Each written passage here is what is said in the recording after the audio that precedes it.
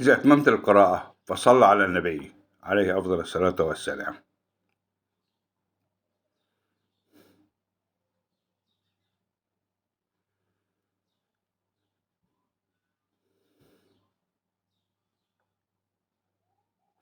دعاء آدم عليه السلام وزوجته، قال: ربنا ظلمنا أنفسنا وإن لم تغفر لنا وترحمنا لنكونن من الخاسرين.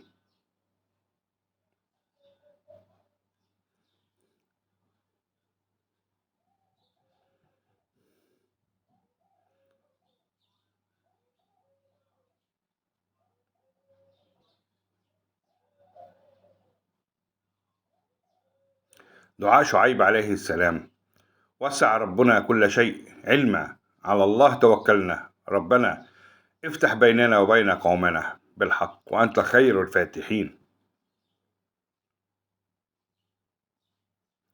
دعاء موسى عليه السلام: ربي اشرح لي صدري ويسر لي أمري واحلل عقدة من لساني يفقه قولي.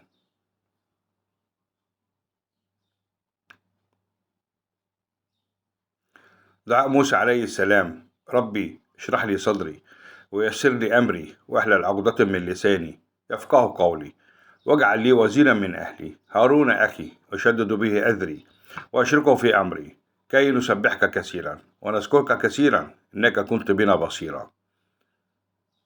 آمين يا رب العالمين، آمين يا رب العالمين، آمين يا رب العالمين.